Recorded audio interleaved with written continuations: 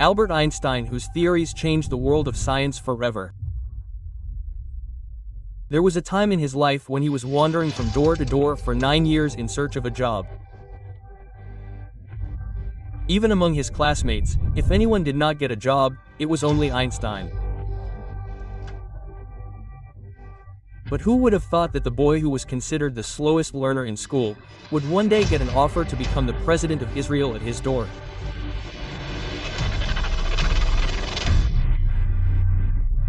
What did Einstein reply to this Israeli ambassador, and what were the reasons due to which no one was ready to hire such an intelligent person? Once again, flattery in Zem TV videos. Nazarene Albert Einstein was born in 1879 in the German city of Ulm. He was looked at with strange eyes in his childhood itself because he was not like other children. He was a very slow learner. He started speaking late, and in school, teachers considered him an average or weak student. But the reason behind this was that Einstein looked at everything with curiosity.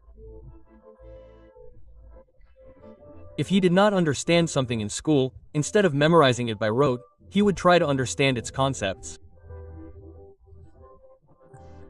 Due to which he always lagged behind in the course. Einstein was very creative since childhood, and this was his weakness and later became his strength. Einstein's early education took place in Munich, where he did not like the strict discipline-based system of German schooling at all. A time came when, fed up, Einstein left school and shifted to Switzerland with his family so that he could make his place in the liberal education system there. He wanted to take admission in physics and mathematics in Zurich Polytechnic College there. In the entrance examination, he solved the maths and physics paper immediately. But he failed miserably in other subjects like geology, literature, and politics. After the entrance examination, the college professor called Einstein to his office. He was quite surprised to see Einstein's answers in maths and physics. He wanted to know who taught Einstein all this. To which Einstein replied that he had studied all this himself. But Einstein had failed miserably in other subjects in which mostly rote learning was enough. The professor told him that if he wanted admission in this college, then only mathematics and physics would not work. He would have to spend 1 more year in school to prepare for other subjects. Disappointed, Einstein had to spend 1 more year in school, and luckily the next year he passed the entrance exam of Zurich Polytechnic College. But taking admission in college did not change Einstein's nature. Here also he would skip boring lectures, study on his own, and was not very impressed with the professor. That is, it was not in Einstein's nature to follow him around. The result of all this was that when Einstein graduated in 1900, his professors refused to give him a job recommendation. Now, of course, he was very intelligent, but Einstein did not have any strong reference. There was no mentor who could get him an academic or research job. In those days, the recommendation of a professor was very important to get a job in the field of science, and Einstein lagged behind in that race, and the result was that his classmates who were academically stronger than him reached better positions because they had the support of the professor. Einstein applied at many places in Germany and Switzerland. He was rejected at universities, schools, research institutes. He wrote letters to the professors, but everywhere he got the same answer. "We are sorry, we cannot hire you." This was also personally painful for Einstein because he felt that people were not able to see his work and potential. Einstein's frustration can be well gauged from his letters and diary.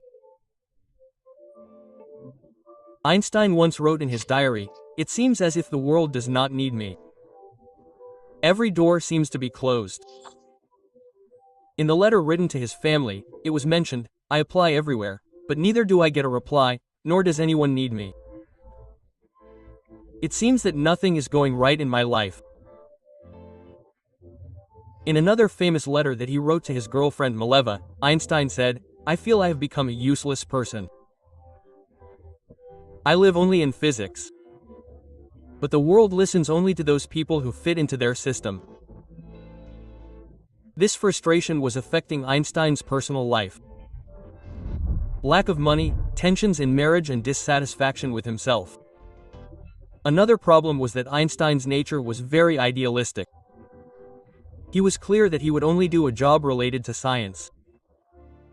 He had no interest in practical or commercial jobs. At that time, Einstein was having an affair with one of his classmates, Mileva. But the two were not getting married only because Einstein did not have a job. Financial pressure was increasing. Mileva was expecting Einstein to earn something, but Einstein's hands were tied. A time came when Einstein had to earn money by becoming a private tutor, where he used to teach maths and physics to school students. Finally, a friend of Einstein advised him to apply for the job of an examiner in the Baron Patent Office. It was a low-level government job, but at least it was a start. Einstein applied and surprisingly, without much experience, he got the job in 1902. Einstein's job in the Baron Patent Office was to check the applications for new inventions and patents, to see what was really innovative and what was not. This job was boring, but it was like a straw to hold on to for Einstein. Since this job was 9 to 5, he continued his scientific research on nights and weekends. Of course, this was not the professor's job for which Einstein was striving. But whatever was there was better than nothing. After that, a time came when Einstein's fortunes started changing. While working in the patent office, Einstein made the biggest bang of his career in 1905. In a single year, he published 4 revolutionary papers. These included special relativity, photoic effect, Brownian motion, and mass energy equivalence, also known as E = mc square. These papers shook the scientific world of that time. Suddenly, the name of a person doing a simple job in the patent office started becoming famous among the scientists of Europe. One of Einstein's papers, photoic effect, became the foundation of quantum physics, and the other, special relativity, changed the understanding of time and space. After passing out in 1900, finally in 1909, i.e. 9 years after graduation, he got a job offer to become an assistant professor at the University of Zurich. People never fully understood the personality of Albert Einstein. The image of Einstein outside the world of science has been very confusing. On one hand, people show him in a funny way. A strange, socially awkward scientist with disheveled hair who was only engrossed in his books and theories. On the other hand, he is also seen in a serious and important political role. In 1932, Einstein fled from Germany, just a year before Hitler took power there, because Hitler was very much against Jews and Einstein also belonged to a Jewish family. Einstein moved to America and became a professor of theoretical physics at Princeton, New Jersey. He was not only a hero of science but also a famous and respected face of the Jewish community all over the world. During this time, the process of forming the State of Israel was going on, and there was a lot of fighting in Palestine over this issue. Finally, Israel formally came into existence in 1948, but after just 4 years, in 1952, Israel's first president, Koham Weizmann, passed away. Now the Jewish community had no leader. So at that time, the Zionist leaders thought, why not make Albert Einstein the next president? After all, he was a renowned physicist and was also respected in the society. Meaning, he had become not only a scientist but also a political and cultural icon. On the 17th of November 1952, Einstein received a letter. This letter was sent by Abba Eban, who was Israel's ambassador to the United Nations at that time. It was written in the letter that through this letter, Prime Minister Ben-Gurion's message is being conveyed to you that if the Israeli parliament votes you to be the president of Israel, will you accept this offer? If you agree, you will have to shift to Israel and take citizenship there. The Prime Minister assures that in such a situation, you will be allowed to continue your scientific work with complete freedom and convenience. This was a very big and emotional offer. But Einstein had different plans. The reply he gave brings out another aspect of his life. Einstein wrote in response that I am very emotional about the offer given to me by Israel to make me the president. But at the same time I am sad and ashamed that I cannot accept it. I have been dealing with objective things all my life. That is why I neither have the nature to handle people nor the experience of fulfilling official responsibilities. That means Einstein did not consider himself fit for political leadership.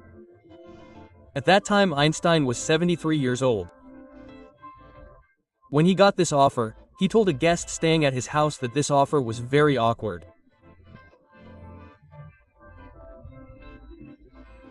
Later he also explained to a Jerusalem newspaper which was campaigning for him that I do not want to face any such chance where I have to go with the decisions of the government which can go against my conscience. That means Einstein was not refusing only because he was not politically fit, but also because he never wanted to go against his conscience in his life. Then no matter how big a position or respect he got, people who were getting emotionally excited about the idea of making Einstein the president were forgetting one important thing, that Einstein was definitely sympathetic to Israel. But he was never a passionate Zionist. When Einstein refused the president's offer, former Prime Minister Ben-Gurion told his assistant that if Einstein had accepted this offer, it would have created a big problem for us. Because in 1946, 2 years before the formation of Israel, Einstein had said in front of an international community that the idea of a state is not in my heart.